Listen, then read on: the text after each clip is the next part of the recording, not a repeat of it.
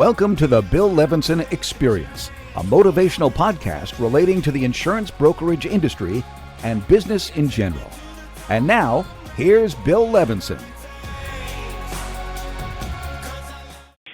Okay, good afternoon, everyone. Welcome to the Bill Levinson Experience podcast. Here we are back in 2022. It's our first episode of the year, and you're probably scratching your head saying, what happened to number 1 and 2, right? January and February. And the truth is, we took a couple months, kind of a back seat with the podcast because we are slammed right now planning for the annual Agent Expo, which is down here in South Florida, April 8th.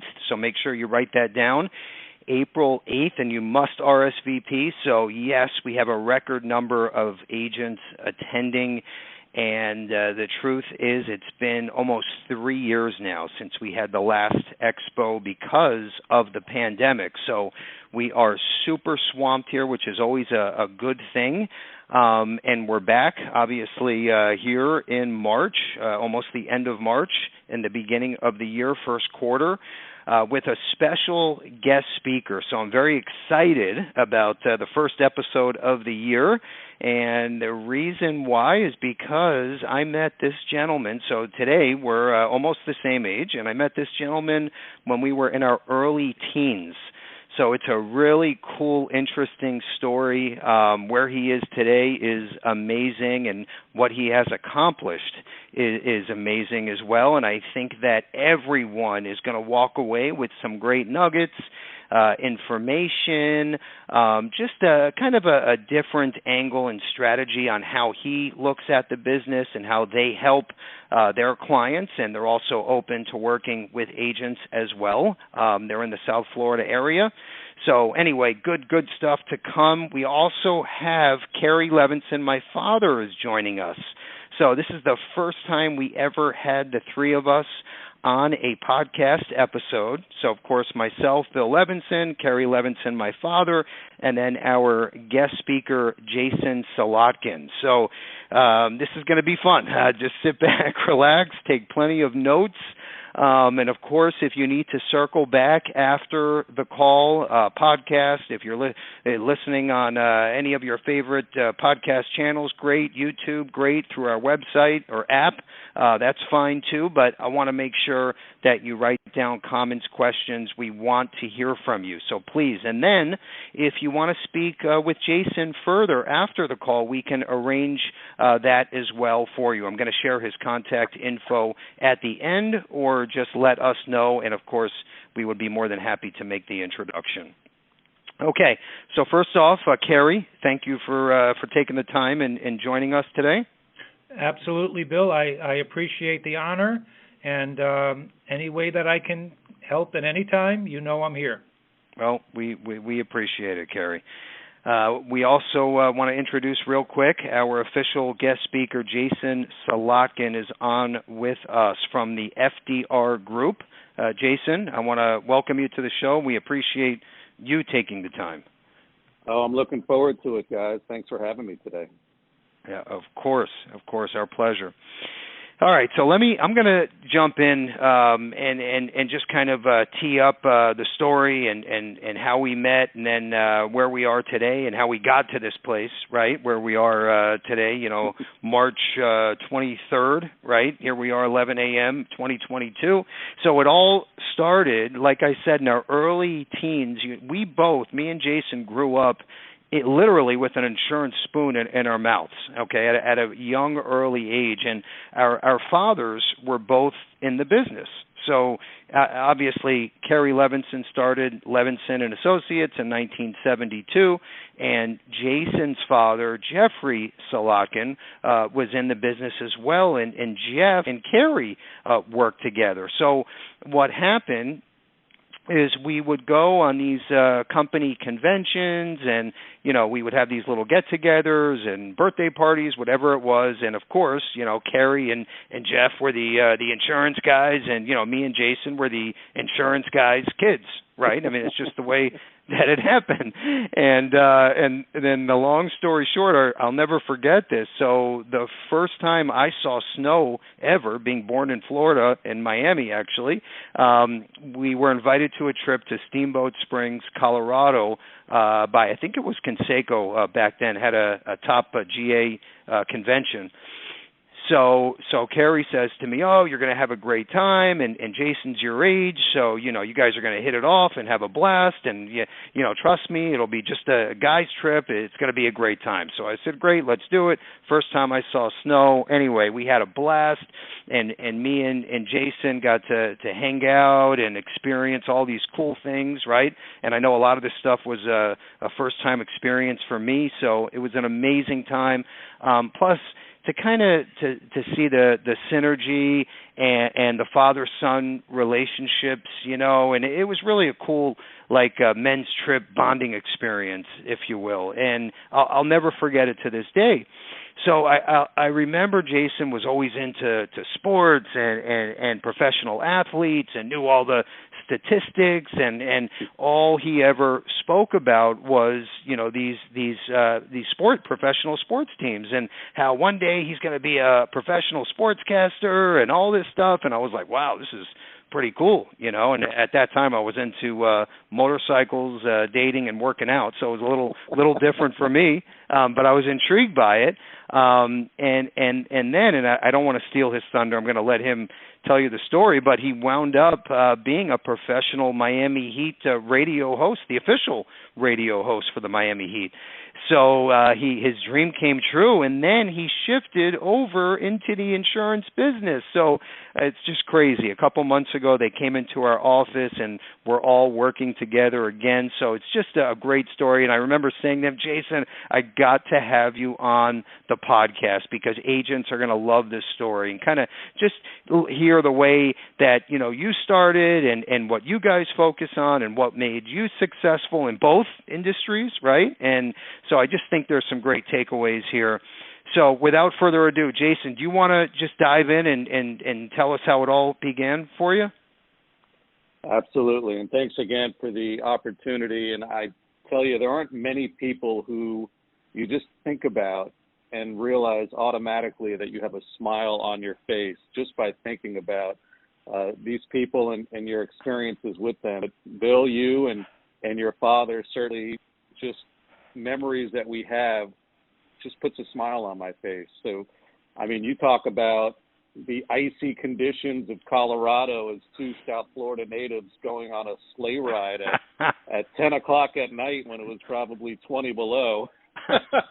So from that experience, shivering under Lord knows what type of animal skin to keep us warm, totally out of our element. And then on the flip side, the warm, sunny conditions of a trip to Hawaii, where I'll never forget, for some reason, Cary thought it would be a good idea to take a convertible into a rainforest. And we all know what happened there. So great memories, and you have a very strong memory as well, Billy, to remember, like you said, as a kid, I was one of those few kids who just had an absolute vision and passion to want to do something growing up. And for me, I did. I wanted to be the next, Marv Alberts or Bob Costas or Vince Scully. I had dreams and visions of being a sportscaster, and that's really the path that I followed from a young age to doing high school games and studying broadcasting in college at the University of Miami, doing a ton of student broadcasts, football, baseball, basketball, traveling the country, developing relationships so that I could follow it professionally. Got a job, hired at a radio station here in South Florida out of college. They had the rights to both the University of Miami and to the Miami Heat, and I had great experience on the air doing radio for the Hurricanes and several seasons courtside calling Miami Heat games, which was a thrill. So, on to the Olympics in 2002, doing some television work. It was, for me, a dream come true. But like many things in life, the visions that you have as a child of something that seems so glamorous from a distance, you pull back that curtain, you get into something, and you realize that nothing really is completely as it seems. So I'll just kind of give you the abridged version of how somebody calling NBA games turns out to be an insurance agent, with all due respect to the industry. And certainly we had a lot of fun times as kids, so there are some great experiences I had growing up, insurance related. I would just say this. A couple of things steered me out of the broadcast industry. Number one, when I realized that I did want to be a husband and a father, living on the road 4 or 5 days a week out of a suitcase, not exactly the best way to be home for your family. That was not appealing to me. But really what it came down to, guys, was what I learned about myself was I was simply not comfortable professionally being in an industry or a position where my success would be determined by somebody else's opinion on whether or not I was the right person for a job. So, even though I had a lot of success, my fate was in the industry really determined by a manager down the hall who stood in the way of me advancing my career more than once. And I knew that if I really wanted to have stability as a broadcaster, I had to have the type of brand like those names I mentioned earlier where, you could get a job at any time, any place, because you're one of the best in the business. And so when I realized I didn't have control over that, I realized it was time to get out. Very interesting. Great.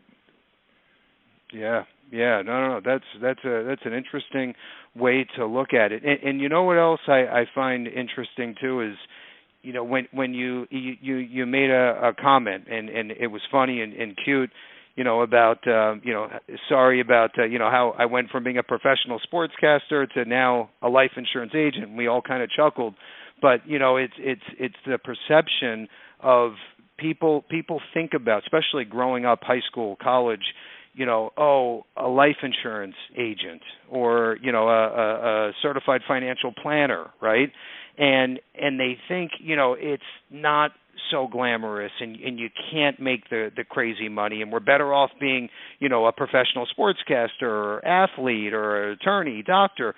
And the crazy part of all of that is we have probably 5 to 10% of our agents. So we have 21,000 agents, and I would say probably 5% make way over $600,000-$800,000 a year of commissions. So it's just. I was having a conversation with 2 partners the other day that are in their mid-30s. These guys are clearing over $1 million a year, and they're just life insurance agents. So I just think it's kind of interesting how, we're naturally, you talk about that, and it's true, that's the perception. But I feel like, in our industry, and this includes all 3 of us, there's no cap. And it's how creative you want to get, how much you want to work, right, and how much effort you want to put into this. There's no ceiling to how much you can make, right? And it's just, I don't know, it's insane to me. It is. And can I jump in 1 second please. here? Jason, first of all, thank you so much about the comment about the convertible in the rainforest. I completely forgot about that, but thank you for refreshing my memory. No, my serious question is, when you were considering a change in your career, I go back to the day of how I tried to influence Bill to come into the life insurance business, and as we've already stated, you and me and your father are very, very close. We know each other well over 35 years. How much of a role did Jeff have in trying to convince you that this was the right move for you to make as far as having a family and financial stability and this kind of a thing? Was Jeff pivotal in this, or is this something you pretty much decided on your own? Cary, the truth is, it was 2008 when I started in this industry, and I had to have the perspective of going through different careers and gaining perspective on what business my father had helped create, where in the midst of maybe the worst economy since the Great Depression. Right. He had a business where he could sleep at night knowing on January 1st, he could put the lights on, know that he could pay his staff, pay rent, and that his clients, his customers, had entrusted him and his staff, his team, to ensure the revenue would continue. Obviously, there was a bit of a decline with the market conditions as they were, but while the rest of the world was reeling, he had this sustainable business that I looked at finally now with the wife, and I had my first child at that time, and I was out of broadcasting, and I looked around and I said, what gives? How is it, with the wisdom that I had at that point, that you can, like I said, sleep at night while everybody else is wondering where their next dollar is coming from? And so it was really nothing that he could have said prior or done to convince me that that's the type of business that I could be in for the rest of my life and be very successful and comfortable with. I had to feel it emotionally coming through the experience that I did prior. So it was just a matter of timing, and I was very fortunate to have an opportunity to get started at that time. But seeing him as kind of a role model in the life that you wanted to live too was pivotal in helping you to make the ultimate decision. 100%. Yeah. Like I said, I mean, the fact that he was a leader in his industry, he was trusted by his clients, and he had this business successful in the face of all of these economic hardships around him was amazing to me. Exactly. And I can tell you, based on his production and our relationship, he was one of our top agents for many, many, many years. And, you know, he just loved the business. Financially, he was extremely successful. And as you say, during a very rough time in 2008, he certainly was able to turn the lights on and enjoyed the lifestyle that he had all along. And I'm sure that did, you know, have a role in your decision. So that's great to hear. Thank you for that. Of course. Yeah, and you know what's interesting, and I'll just tell the audience this, is when you look at the business model, just so it's clear to everyone. So Cary is obviously my partner. We both own Levinson and Associates, which is an IMO. Okay, so we and I know most of you are aware of this. We service our MGAs, GAs, and agents all over the country from all walks of life, all ages, right, and pretty much all experience levels. And Jason and Jeff at FDR Group, they're considered a MGA, certified financial planners. So they work mainly with consumers, okay, prospects, and a few agents as well, depending on if it's the right fit or not. So that's kind of their business model. But what I want to do is, Jason, just take a minute. If you can explain, we'll shift gears and talk about FDR Group and kind of what it looks like on the outside and what the model looks and feels like. I think that would be helpful. Absolutely. So kind of to tie in where I got started, back in 2008, first thing I did was become insurance licensed, life, health, and variable annuity.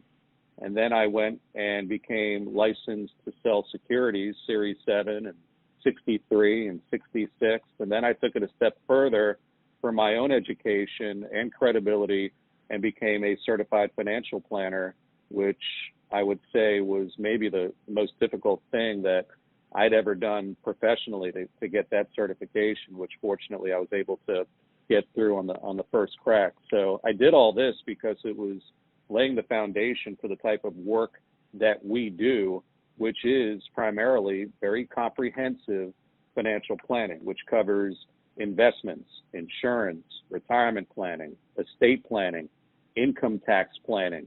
So the learning curve for me was very long.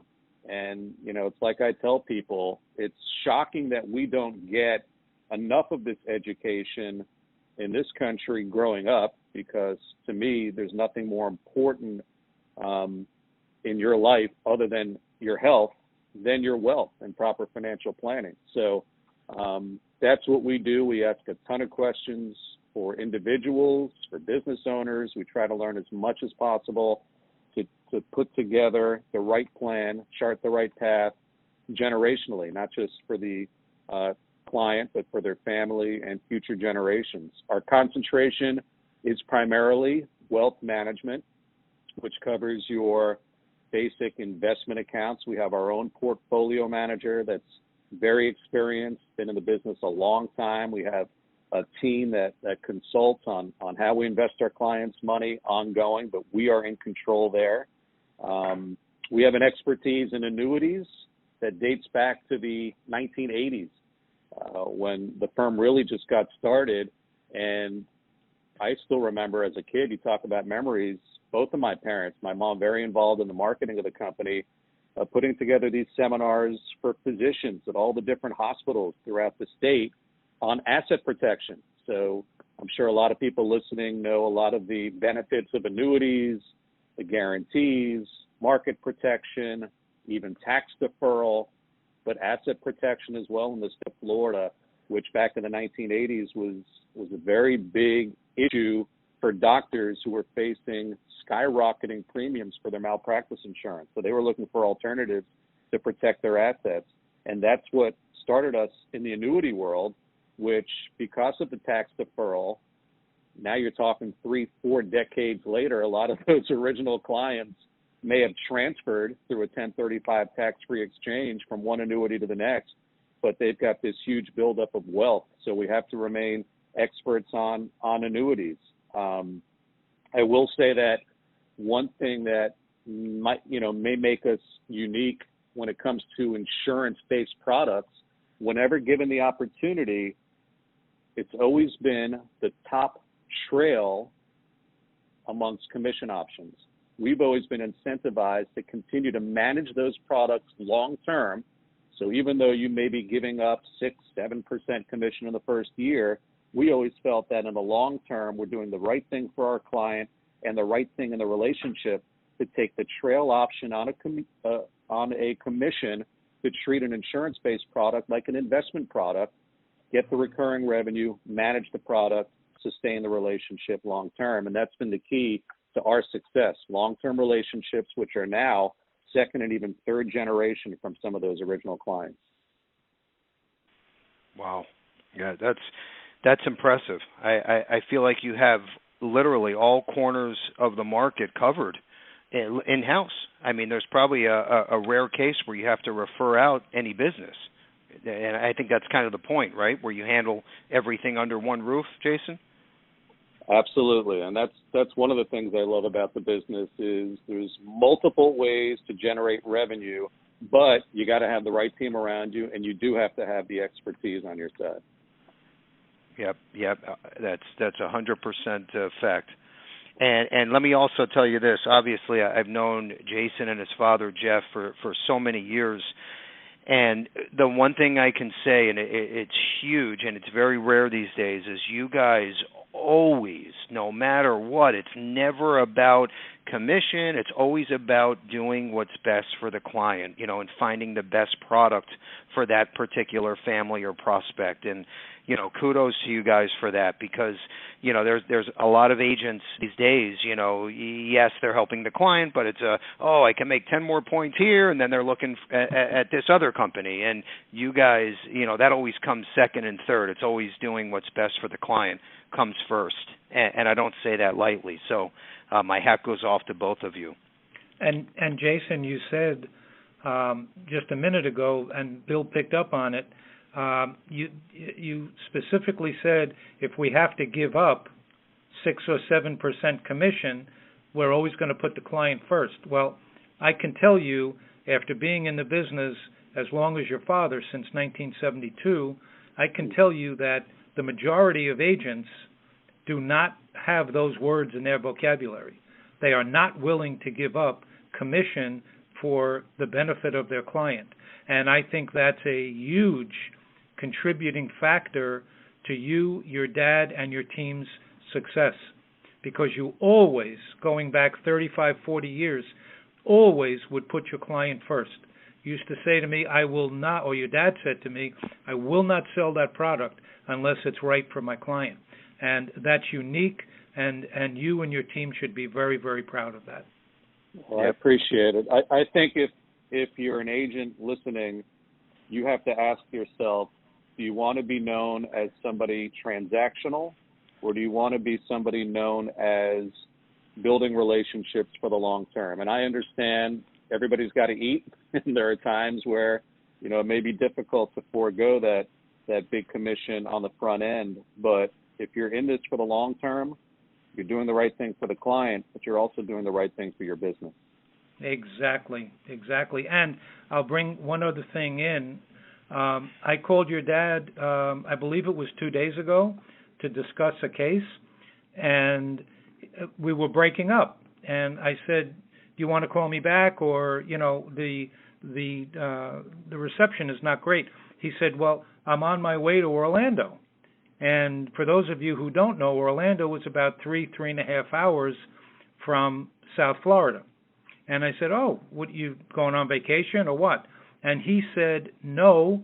He said, every year, religiously, I go to visit a client, okay? And it's become tradition. I jump in my car. I kind of have this relationship with an old-time client, and it's very important to me and to him that we see each other at least once a year and go over his portfolio and, address any ways that I can help him. And I'm saying to myself, in this day and age of the internet, and you may want to address this, Jason, of internet and prospecting on the phone and things of that nature, he's taken a 3.5-hour ride to visit an existing client, not necessarily to make commissions, but just to maintain that relationship, which I hung up the phone and I said, wow, this nothing has changed about Jeff Solodkin. Especially the fact that it takes him 3.5 hours to get to Orlando. Now, had Bill or I been driving, it would have been a shorter trip. Yeah. But I joke, Cary, it's the absolute truth. It's always this time of year. I've been at many of those meetings. It's sitting in the kitchen. It's looking at all of the tax forms from all the products that they still have, putting everything in order to hand off to the accountant. Nothing that necessarily is sales-driven, but it's certainly bringing peace of mind to the clients and strengthening the relationship. Yep, and doing the right thing. Exactly. Yep. And you and he are in rarefied air, let me tell you. Thank you. It's good to know. Yeah. You guys have the perspective. I only know this is the way to do business. I guess I'm very fortunate. But you guys have the perspective on the universe of people who do this for a living. So I appreciate it. Exactly. Yeah. No, it really, really says a lot. And especially, think about the younger agents, the younger audience that are listening right now. It's so easy to make that left turn, right, and take the shortcut. And you look for the short-term win versus making, the right turn and doing the right thing that may take a little longer, or you might make a little less commission, but it's doing the right thing and building a practice and a reputation and a business that can make it through anything. And you and your father have proven that concept, to a T.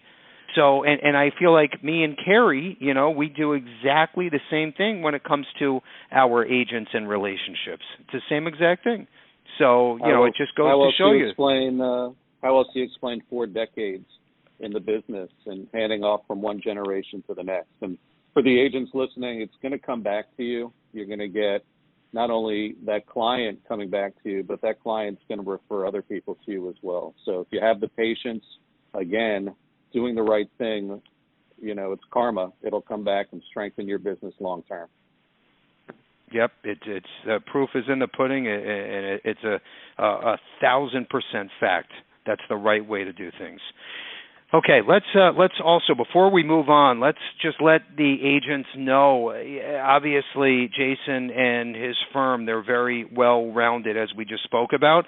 So if you have a case, let's say you're the IUL expert, but maybe when it comes to annuities, you need some extra hand-holding support, or you have a big case you're working on, or maybe it's a variable case and you don't have much experience.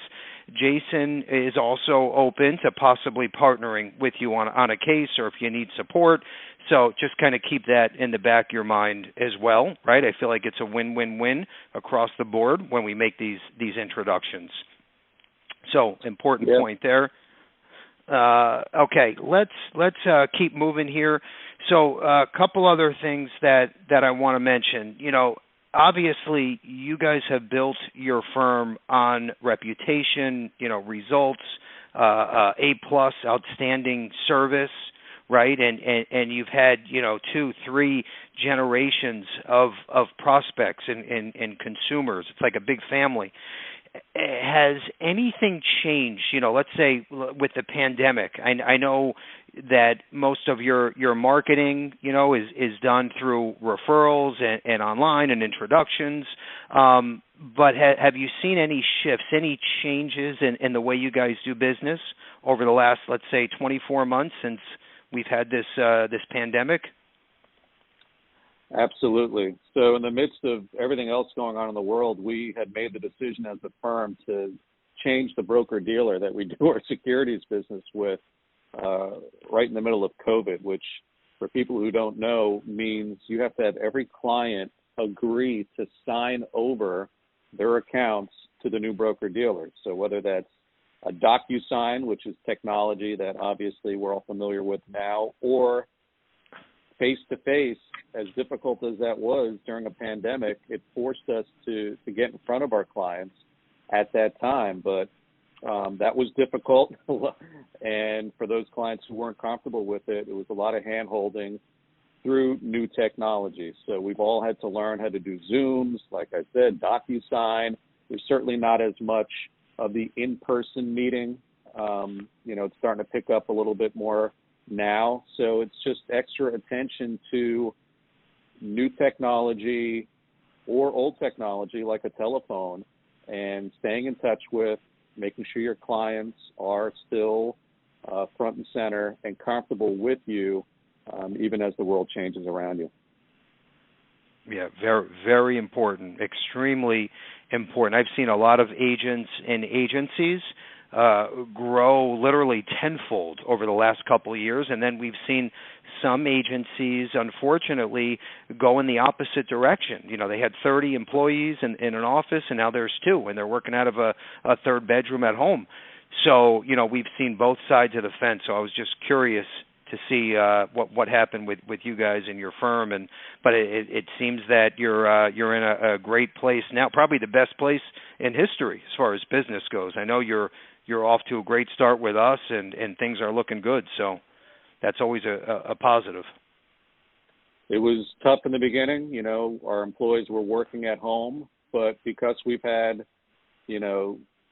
we've had decades of business built up with the routines already set, even though we might have been working at home with different technology, we knew what we had to do. And I think it's helped us because through natural attrition, through some of those weaker competitors of ours that couldn't keep up through those challenging times, we have come out better than ever, stronger than ever, and our growth has been great. So we're very fortunate. Yep, and it goes back to what we were saying earlier. It's just doing the right thing, and you're literally bulletproof. If you build a reputation in relationships like you guys have, I feel like you can make it through anything, and you've proven that once again. Okay, so I want to shift gears again, and this question isn't even on our outline here, but let's pretend we have a lot of agents listening in. And, let's pretend we're talking to a younger guy or girl, just getting into the business, really any age for that matter, just getting into the business more on the green side. do you have any suggestions for them to get started, to be successful, just entering the business?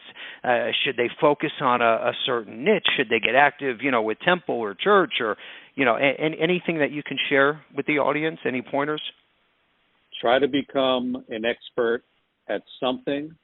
Continue to learn, continue to develop. Don't ever be comfortable with your knowledge, because things are always changing, products are changing, laws are changing. Challenge yourself to be educated at all times. Simultaneously, you alluded to it, you got to get yourself out there to whatever extent you can in the world today and develop relationships. You've got to network. As uncomfortable as that might be for some of the individuals who are not natural extroverts or salespeople, don't think of it as sales. Just get yourself out there, be around people, and always put the client first. We've spoken about that. And be a good listener. I think that's a skill in itself that is, I think, oftentimes overlooked and underappreciated. Always put the client first. Be a good listener. Find out what they want. Find out what they need. Don't be afraid to say, I'll get back to you if you don't know an answer. Don't put your foot in your mouth and say something that may not be correct. You're going to lose credibility. And finally, Bill, I would say follow through. A lot of times you're putting yourself in a new relationship that may be a very long sales cycle. Do not get discouraged. Don't turn the light off on that possibility. Let the client turn that light off for you, because you'd be surprised. It doesn't happen very often where a client will tell you, I'm not interested. It does happen. It certainly does. More often than not, your persistence and your perseverance will be rewarded. And it may be something different than you had in mind when that conversation began, and it may be several months later. But you got to have a lot of volume, you got to have a lot of chances, and you got to stick with it and follow through. That's great. I love it. Love it. And do you think for someone just getting started, should they focus, like, let's say they're obviously a life insurance agent, maybe they're life, health, and annuity licensed. Do you suggest just focusing on maybe one part of the life market for now, like term and IUL or term and whole life, or should they also get comfortable with some health insurance and supplemental products as well, or do you think that's too much all at one time? What do you think about that side? You got to know yourself. You got to know your limits. You got to know how your brain works. If you feel like you need to become an expert at one thing, try to choose something that is marketable. If you're young and you have a young group of potential clients, become an expert at term insurance. Become an expert at disability insurance, because it's something young professionals are going to need. For myself personally, I was just in an environment work-wise where there were so many different revenue opportunities. It might have taken me longer to become knowledgeable at more things, but that was what was right for me. So I had to become, very knowledgeable at a lot of different things over a longer period of time. If you have that luxury and you feel like you have that capacity, then that's the right thing for you. So just know yourself, know your talents, know your abilities, know your environment, know who you can work with, try to partner with experts.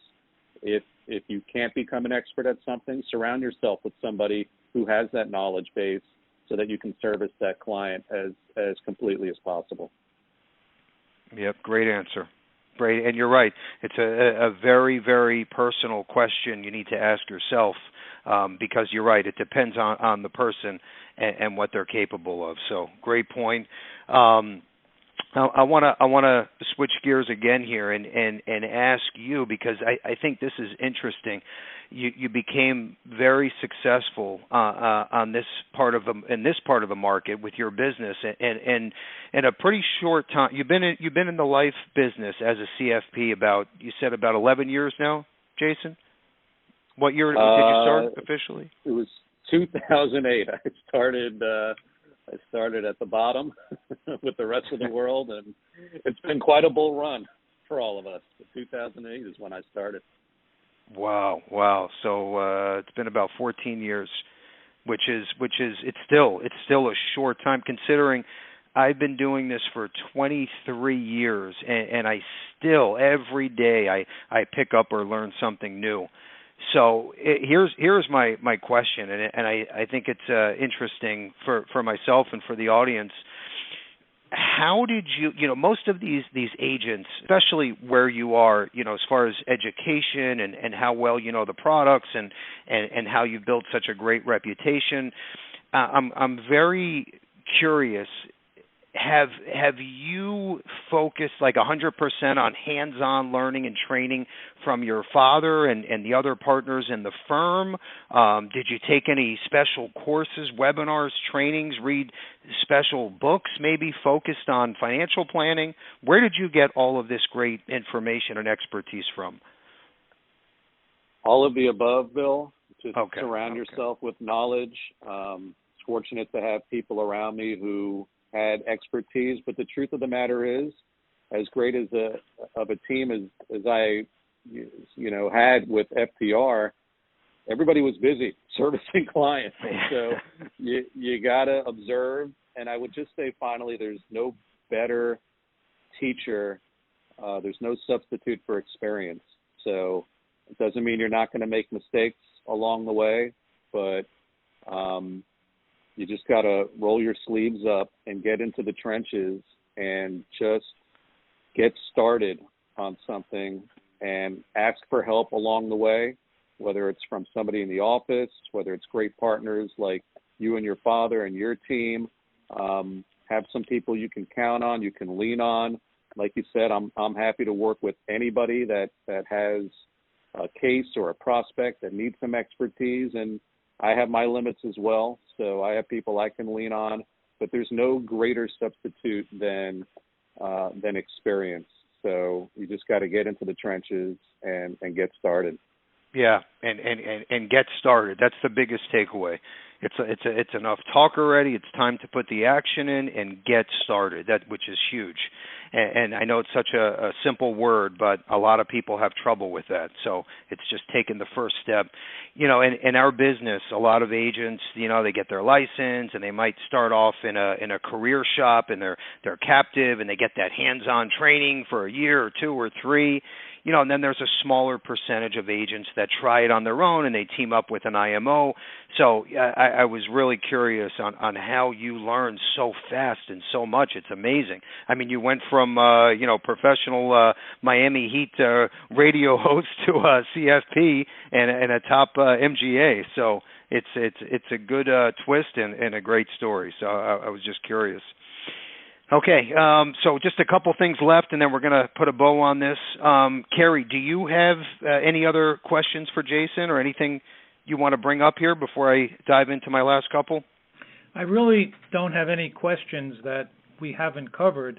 I just want Jason to know, because I've had the relationship with his dad for so many years, I'm very, very proud of Jason coming into the business, Bill. And your background and Jason's background are so similar, and here the two of you are the same age, and you're both in your separate areas of the insurance world. You're both extremely successful, and from an IMO's perspective, from your dad's perspective, I'm just so proud of you, and I'm sure I am of Jason as well, and I'm sure Jeff is just incredibly proud of Jason. And the fact that Jason is offering his services to anyone listening who might be able to benefit from his expertise and his team's expertise, I think is a tremendous plus, and we should all take advantage of that if we have a case that we need help with. Yep. Thank you, Cary. I appreciate it. Yes. And couldn't agree more. I'm going to echo what Cary just said. All right, I have just a couple things left, and then we'll wrap this up here. I love this question, especially for a guy like Jason. So seeing where you are today, right, and I feel like you've built a great life on the business side, on the personal side. I'm very proud of you, proud to call you my friend. But I'm curious, if we go back, right, 20 years, let's say, Okay, you're 25, 26 years old. Is there anything you would have told the younger Jason that would have affected you differently today, in a different way? I'm not necessarily going to say better way, but in a different way. Any advice you would have told that younger Jason? I would say, number one, appreciate the hair on your head. Appreciate. I'm going to echo what Jason just said. Okay. It's a great question, and I could speak to my experience. First thing is, one thing I'm proud of is that I never allowed myself to stay in an environment where I felt like there was a ceiling over my head professionally. So maybe some wisdom is don't be afraid of change, have confidence. A lot of people just get stuck in a rut because they're fearful of what the future might hold elsewhere.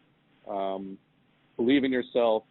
Don't accept no for an answer. And in my case, I changed careers. You know, I left my dream job because I knew that ultimately, with an entrepreneurial spirit, I had to put myself in a position where there was no limits to my growth. So I'm proud of that. One of the things I would tell myself 20 years ago, don't assume that talent and ability will prevail.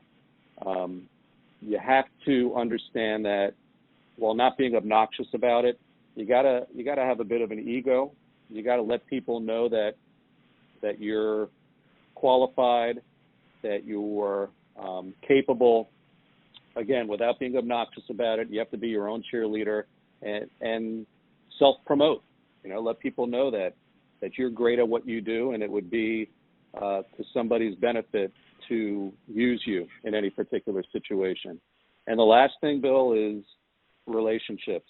And you and your father certainly understand this. Relationships are the key. You know, whether it's somebody that can help you learn, help you grow, a potential client, a potential referral source.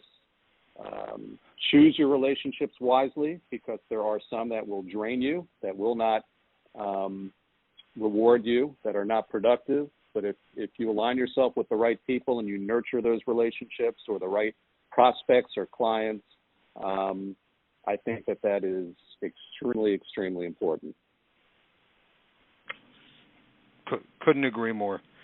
Could not agree more. I love it, and it's funny because I wrote down some closing points here, and everything you just hit on, I think I got 3 of the 5. So before you even said it, and that's exactly how Jason and Jeff built their operation, and I feel like we did the exact same thing. And great nuggets for you. So I hope you jotted those down. If not, hit the rewind button and make sure you write that down, because it's so important in any business. You know, and what's funny too, so, you know, here we are. I started this podcast about 4 years ago. We had Norman Johnson from the Seattle Seahawks, the NFL, Austin Rivers, Doc Rivers' son, from the NBA, most recently Jorge Soler, who just got the World Series MVP award. Now he just got drafted to the Marlins in Miami. And to hear all of these guys speak, you know, and obviously they're in different industries, right? And then you hear Jason, you're going to notice this common theme, this common thread about, you know, persistency, consistency, you know, having the ego, but don't be obnoxious about it. You're going to hear the same exact points, and it doesn't matter what industry you're in. So I would write those things down and focus on that day in and day out. And it's not easy. And Jason can tell you, I'm sure when you first started, there were days where you were questioning yourself, you know, why am I in this industry? Did I make the right decision? Maybe I should have stayed where I was. You know, it's not easy. But time 100%. will prevail. Right. That's right. So, you know, you have to figure out what works for you, and these podcasts, you know, books, trainings, whatever it is, will help you stay focused and keep your eye on the ball, especially when you need it most. They're so important. Okay. All right. Anything, Cary, before we wrap up? No, I think this has been very informative and very meaningful.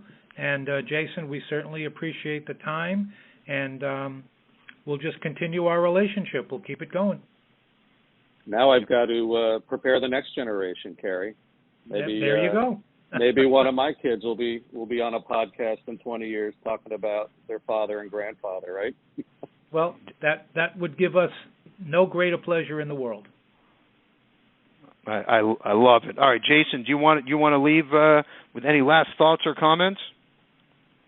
Well, I would just say to tie it all together. I mean, it's certainly full circle for us, to be leaders in this business and still have fathers that are so supportive and still share their wisdom with us. For me personally, if I were to tie some of the things I learned in broadcasting that I find are still used today, anytime I had a broadcast, guys, preparation was the key. So if you have a client meeting or a presentation, do the work. Prepare, put yourself in position where any question that might come up, you've already asked yourself and gotten an answer for, and then it's lights on, then it's time to perform. Then it's showtime, just like it was when I was on the air. That client meeting or interaction is very much the same. That's your performance. The difference here is the follow-up, like I said earlier. After that performance is done, be religious in your organization, stay on top of that sales cycle, and maintain that relationship long term. So there are a lot of parallels between industries and certainly even broadcasting. I still love the preparation, the performance, and that's alive today, and I get a thrill out of that. Even though I may be talking about a different subject matter, it's something that's extremely important. Financial planning, an insurance policy, you're doing something to protect somebody, and it's very valuable. So it has a lot of meaning, and everybody out there should see the value and the meaning in it. Love it. Spot on. I feel like, it doesn't make a difference if it was being on the radio show, broadcasting for the heat or insurance, or even maybe you have a personal, cocktail party at the house. Or I just feel like, being prepared, doing the right thing. Once you figure it out and you say, you know what, Bill or Jason or Cary, this is the way that I'm going to do things. It's how you do everything. And it doesn't matter what side of the fence it's on. So it's almost like, you're not going to do all of this stuff the correct 100% way, and then when it comes to this, I'm going to go halfway. So try to get to that point. And you do everything the right way, and this way things never float to the surface, right? You never have to look behind your back. So just a few key points: building relationships, reputation, doing the right thing, being prepared, right? This isn't rocket science, folks. There's no secret sauce here. It's the basics, doing things the right way, and it will all come back tenfold. And I think each organization, right, on both sides, FDR Group and Levinson and Associates, has proven that concept over the last 20, 30, 40, 50 years. So anyway, I want to thank you, Jason, really, for taking the time. I appreciate the friendship, the relationship. It's so important to me. I appreciate you, Cary, right? I feel like if it wasn't for you and Jeff, our fathers, we wouldn't be sitting here today hosting the podcast, right? So my hat goes off to both of you. FDR Group. So I want to share Jason's website and phone number in case you want to get a hold of him. If you have a case, you think it's a possibility, you want to work together and possibly partner, FDRGroupInc.com. That's FDRGroupInc.com. Phone number 954-961-5333. Okay, and last but not least, make sure you register April 8th Expo in South Florida. In fact, Jason's going to be there, so you can meet him face-to-face, shake his hand, thank him for coming on the podcast. With that said, I want to put a bow on this and thank everyone for joining and taking the time. I hope this was valuable to you. That's most important to us. So have a great March. We'll see you at the Expo early April. Great selling, and thank you all again. Take care. Thank you.